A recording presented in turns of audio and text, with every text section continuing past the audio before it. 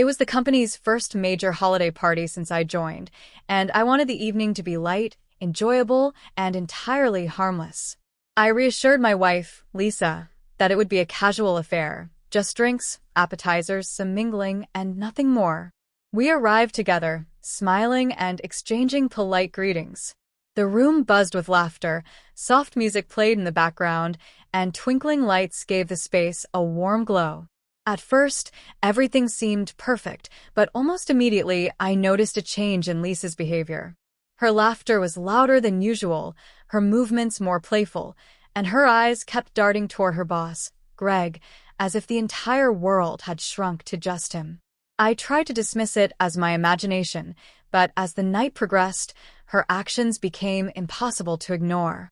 She leaned toward Greg while laughing, lightly touched his arm multiple times, and whispered things that made him chuckle in a way that suggested more than friendly conversation. A tight knot formed in my stomach. Others were starting to notice too, exchanging subtle glances and smirks.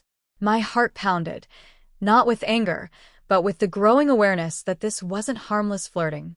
It was intentional. I approached her quietly, careful not to draw attention, and spoke softly but firmly. "Lisa, are you trying to embarrass me?" My voice was calm, almost gentle, yet carried unmistakable weight. Her laughter faltered immediately. Greg froze mid-smile, confused, and a few colleagues paused, sensing the tension. Lisa's confident, playful expression shifted to shock and a hint of panic. She clearly hadn't expected such a calm confrontation, and the room immediately felt the shift in energy. Attempting to recover, Lisa laughed nervously. "Oh, come on. It's just a joke. Don't take it so seriously." But my steady gaze never wavered. My calmness unnerved her far more than any raised voice could have. Whispers hushed, and the room subtly turned its attention toward us. Greg's usual charming smirk faltered, and colleagues exchanged uncertain glances. The playful flirtation that had dominated the evening vanished instantly. I gently took her hand, not in anger, but to center her attention. "Lisa," I said evenly, "this is our first company party together. I wanted it to be fun, not humiliating. Are you really okay with how this looks to everyone here?" Her hands trembled slightly, and her confident facade cracked. Greg tried to lighten the moment with a joke, but it fell flat. My quiet authority had changed the room's dynamic. The bold energy she had flaunted was replaced by awkward tension she hadn't anticipated. She stammered, "I was just joking. It wasn't serious."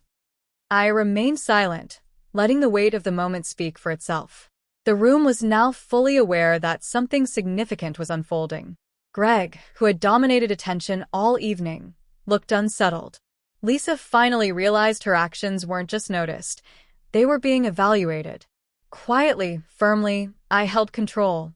My composed response had silenced the room without raising my voice. "I want us to enjoy this evening together," I continued, "but I need to know where the boundaries are and that my presence is respected." My words were precise, calm, and soft. Lisa's gaze dropped to the floor. The air felt heavy, whispers spreading as colleagues tried to process what had just happened. Some nodded subtly in agreement. Greg's eyes flicked between us, recognizing that the authority in the room had shifted. This wasn't merely a confrontation, it was a demonstration of calm control. Lisa looked at me, wide-eyed and anxious. "I didn't mean anything. It was just playful," she murmured. I shook my head slowly. "Playful to you, maybe. But everyone else saw it differently." I saw it too. Her confident posture crumbled, and she understood she had misjudged me and the room. Whispers rippled through the crowd. Greg attempted another joke, but the atmosphere had irreversibly shifted. He no longer commanded attention, I did. Lisa remained quiet, aware of every gaze fixed on her. She had learned too late that her flirtation carried consequences. My measured calm had not only stopped her actions, but had established boundaries that everyone, including Greg, instantly understood. I didn't yell. I didn't humiliate her. I let my presence speak. Guiding her toward a quieter corner, I said softly, "I'm not angry, but I need to know that respect exists between us, especially here." She nodded, swallowing hard, fully aware of her mistake. The tension in the room slowly eased, yet respect for the way I handled the situation lingered. Those who had whispered or smirked before now looked embarrassed, realizing they had misjudged both me and the scenario. The rest of the evening unfolded quietly. Lisa stayed close, her playful energy subdued, and Greg refrained from any further flirtation. Some colleagues whispered admiration, others avoided eye contact, unsure how to react.